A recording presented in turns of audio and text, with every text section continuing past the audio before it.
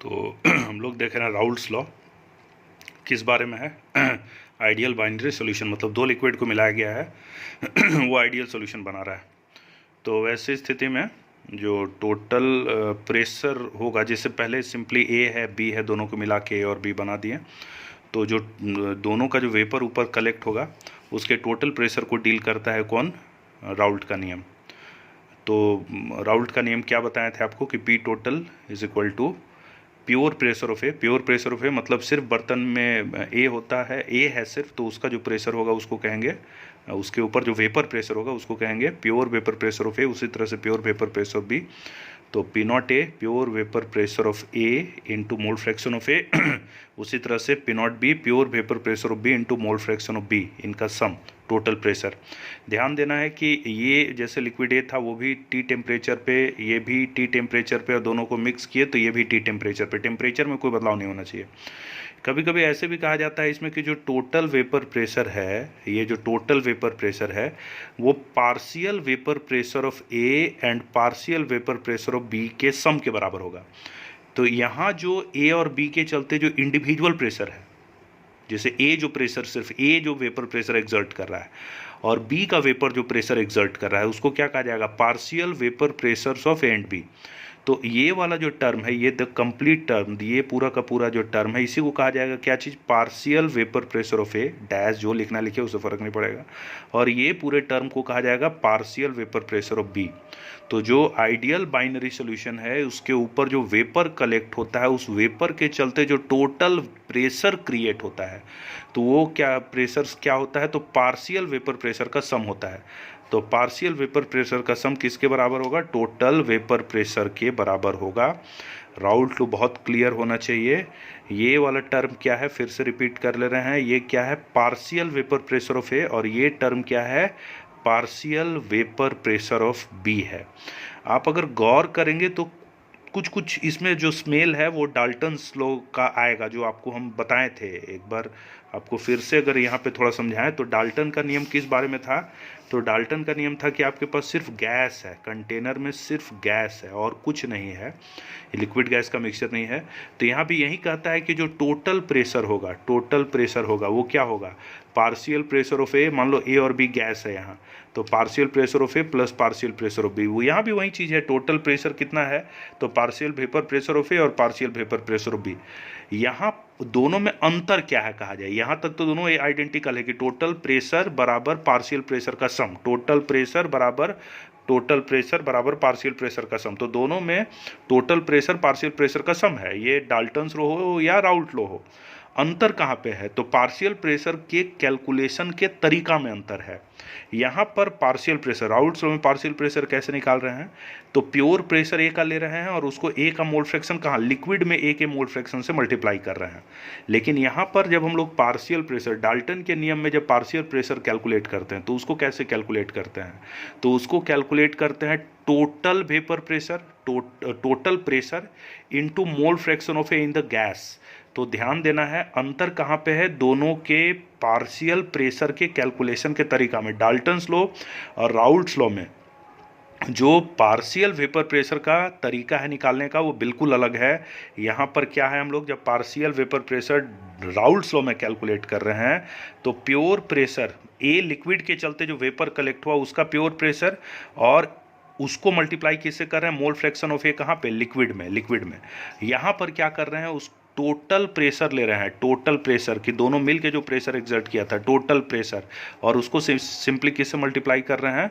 Mole fraction of ए कहाँ? इस gaseous mixture में, गैस में जो ए का मोल फ्रैक्शन है उससे मल्टीप्लाई कर रहे हैं। ठीक है, ये अंतर, इसको 2-3 बार दिमाग में सोचिएगा और याद जरूर कर लीजिएगा, क्वेश्चन बनाने में बहुत मदद करेगा। एक क्वेश्चन देखिए यहाँ पे सिंपल, कि मेरे पास दो लिक्विड है, कौन कौन सा?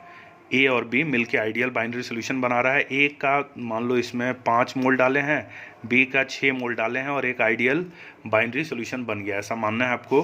प्योर प्रेशर ए का दिया हुआ है 500 millimetre of mercury, pure pressure of B, pure vapour pressure of B दिया हुआ है 400 मिलीमीटर ऑफ मरकरी।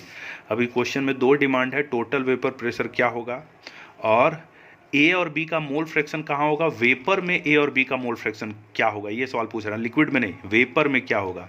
जैसा आपको बोले थे, वेपर में जब भी मोल फ्रैक्शन निकालने का बात करे तो वहाँ पे डाल्टन्स लॉ का हेल्प लेना पड़ेगा। कैसे करेंगे अभी देखेंगे हम लोग। तो अब पहले हम लोग लिक्विड में, इन लिक्विड में पहले बात कर रहे हैं। लिक्विड में अगर हम लोग बात करेंगे तो ए का मोल फ्रैक्शन कितना है, तो यहाँ सीधा मोल दिया है तो हमको ज़्यादा दिक्कत नहीं है। मोल फ्रैक्शन ए का कैसे निकलेगा, तो मोल फ्रैक्शन ऑफ ए का निकालने का तरीका होगा ए का मोल बाई ए का मोल प्लस बी का मोल। ये मोल फ्रैक्शन निकालने का तरीका होता है। कभी कभी क्वेश्चन में, जैसे शायद आगे हम दिखाएं, यहाँ मास दे देगा, ए और बी दोनों का मास दे देगा, तो वैसी स्थिति में पहले दोनों का मोल निकाल लेना है। मान लो ए का मास दे दिया, बी का मास दे दिया, और ए और बी का मॉलिक्यूलर वेट पता है, तो पहले ए और बी का मोल निकाल लेंगे तब मोल फ्रैक्शन। नहीं तो कई बार लोग जैसे मास बोल देते, ए का 20 ग्राम दिया और बी का 30 ग्राम दिया, तो यहाँ पे मास डाल देगा 20 ग्राम, यहाँ 20 plus 30 50, mole fraction, mass fraction निकलेगा। यहाँ मोल फ्रैक्शन निकालना है, पहले ए और बी का मोल चाहिए। ये जरूरी है कि ए और बी का मोल चाहिए, तभी हम आगे बढ़ पाएंगे। तो ए का मोल कितना है 5, बी का मोल कितना है 6, तो 5 ए का मोल बाई ए का मोल प्लस बी का मोल, तो 5/11 हो गया मोल फ्रैक्शन ऑफ ए। उसी तरह से मोल फ्रैक्शन ऑफ बी क्या, तो मोल ऑफ बी, यहाँ मोल ऑफ बी हो जाएगा by mole of A plus mole of B, ये हो जाएगा मोल फ्रैक्शन ऑफ बी। तो 6/5 प्लस 6 ये हो गया बी का मोल फ्रैक्शन, दोनों का मोल फ्रैक्शन निकल गया। चूंकि मेरा सवाल है पहला total vapour pressure, total vapour pressure के लिए हम लोग को किसका नियम इस्तेमाल करना पड़ेगा, राउल्ट का नियम, वेपर प्रेशर। तो टोटल वेपर प्रेशर क्या होता है, पार्शियल वेपर प्रेशर के सम के बराबर। और पार्शियल वेपर प्रेशर कैसे निकलता है, pure vapour pressure of A into mole fraction of A. ये एक ए का पार्शियल वेपर प्रेशर, उसी तरह से बी का पार्शियल वेपर प्रेशर कैसे निकलेगा, तो pure vapour pressure of B into mole fraction of B. तो partial vapour pressure of A कितना है, क्वेश्चन में दिया हुआ है partial vapour pressure of A कितना है 500 है। मोल फ्रैक्शन ऑफ ए हम लोग निकाले 5/11, 5/11 ये हो गया क्या, पार्शियल प्रेशर ऑफ ए। उसी तरह से partial pressure of B, pure pressure of B into mole fraction of B, pure pressure of B 400 हुआ और मोल फ्रैक्शन ऑफ बी कितना है 6/11, 6/11। तो ये सारा चीज़ को सॉल्व करेंगे, गुना भागा 2500 हुआ, ये 2400 हुआ, तो कितना 4900/11, ये हो गया टोटल वेपर प्रेशर। ये पार्ट तो आसान था। अब जो सेकेंड पार्ट है, मोल फ्रैक्शन निकालना है ए और बी का कहाँ पे, वेपर में। लिक्विड में तो हम लोग का निकाल चुके हैं 5/11, 6/11। ऊपर में जो वेपर जमा हुआ, यहाँ भी ए का कुछ मोल होगा, बी का कुछ मोल होगा, दोनों का मोल फ्रैक्शन निकालना है। तो आप ये कभी उम्मीद नहीं कर सकते हैं कि यहाँ किसी तरह ए का मोल निकाल लें और बी का मोल निकाल दें और फिर इसी फार्मूला से मोल फ्रैक्शन निकाल दें, वो संभव नहीं है। और यहाँ पर जब भी वेपर में जब भी मोल फ्रैक्शन निकालना होगा तो इसको गैस के जैसा ट्रीट करना होगा और डाल्टन का नियम लगाना पड़ेगा। अब डाल्टन का नियम अभी आपको समझाए ही थे हम, डाल्टन का नियम क्या होता है। तो डाल्टन का नियम कि अगर आपके पास गैस का सैंपल है, तो ये वेपर भी अपने आप में गैस का ही सैंपल है, ये जो वेपर है ये अपने आप में गैस का ही सैंपल है। तो यहाँ पर मान लो आपका वेपर है, यहाँ पर ए और बी का सैंपल है, तो ए और बी का अगर सैंपल है तो यहाँ पे डाल्टन का नियम क्या कहता है, ये कहता है partial pressure of A is equal to total pressure into mole fraction of A. ये मोल फ्रैक्शन कहाँ, गैस में है, तो वही चीज़ यहाँ लिखे हैं, क्या चीज़ कि पार्शियल प्रेशर ऑफ ए बराबर total pressure into mole fraction of A in the gas, gas में ए का मोल फ्रैक्शन कितना है।